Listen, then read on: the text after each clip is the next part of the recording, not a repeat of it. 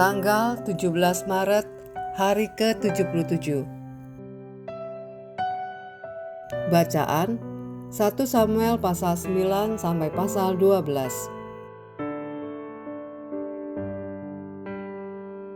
Kritik atau doa. Garis besar.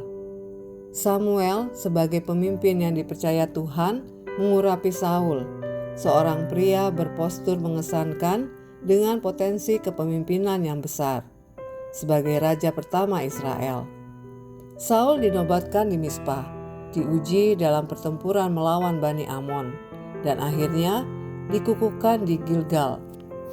Namun dalam pidato perpisahannya, Samuel tidak menyembunyikan kebenaran. Ia mengingatkan bangsa Israel bahwa keinginan mereka memiliki raja manusia sebenarnya adalah bentuk penolakan terhadap Tuhan sebagai raja sejati mereka. 1 Samuel pasal 12 ayat 19 sampai 20. Sebuah keputusan yang akan meninggalkan jejak panjang dalam sejarah Israel. Renungan harian. Jujur saja, mengkritik orang lain itu mudah, bahkan terkadang terasa melegakan. Tapi coba cari dalam daftar karunia Roh Kudus di Perjanjian Baru. Anda tidak akan menemukan karunia mengkritik. Anehnya, itu justru menjadi salah satu kebiasaan yang paling umum, bahkan di antara orang percaya. Samuel punya alasan yang sangat sah untuk menegur Israel. Permintaan mereka akan seorang raja adalah kesalahan serius, sebuah penolakan terhadap Tuhan sendiri. Dan Samuel tidak menutup-nutupinya. Ia berkata terus terang, "Memang kamu telah melakukan segala kejahatan ini." Tapi yang luar biasa dari Samuel bukan tegurannya, melainkan apa yang ia lakukan setelah itu. Ia berkata, "Jauhlah daripadaku untuk berdosa kepada Tuhan dengan berhenti mendoakan kamu." 1 Samuel pasal 12 ayat 20 dan ayat 23. Samuel memilih doa, bukan sekedar dakwaan. Bagaimana dengan Anda? Ketika seseorang di sekitar Anda membuat kesalahan, apakah respon pertama Anda adalah menghakimi atau mendoakan? Cobalah praktekkan hari ini. Pikirkan satu orang yang mungkin sedang Anda kritik dalam hati. Lalu, alih-alih menyimpan penilaian itu, ubah menjadi doa. Anda mungkin tidak bisa mengubah orang itu, tapi doa bisa mengubah Anda dan memberi ruang bagi Tuhan untuk bekerja.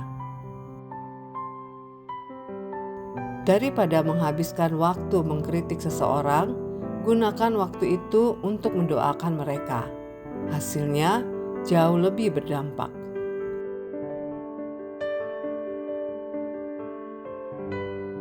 Pendalaman.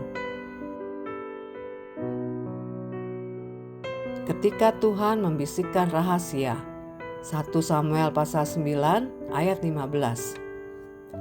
Ungkapan Tuhan telah menyatakan kepada Samuel dalam ayat 15 secara harfiah bisa diterjemahkan sebagai Tuhan telah menemukan telinga Samuel.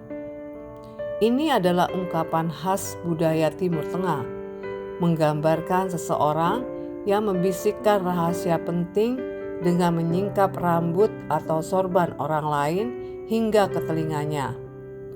Tuhan berbicara kepada Samuel dengan personal dan intim. Solusi yang salah untuk masalah yang nyata. 1 Samuel pasal 12 ayat 17.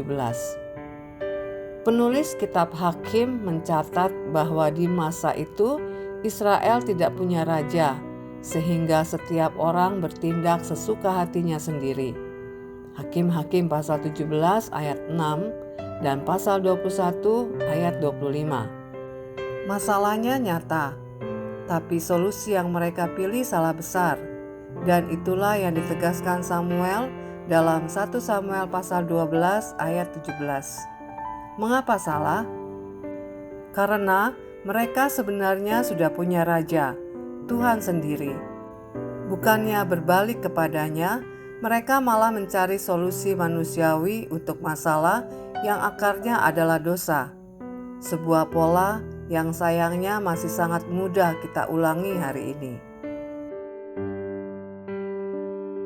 Demikian renungan hari ini. Jika Anda ingin mendengarkan bacaan Alkitab hari ini, silakan buka tautan video yang tersedia di layar Anda. Amin. Tuhan Yesus memberkati.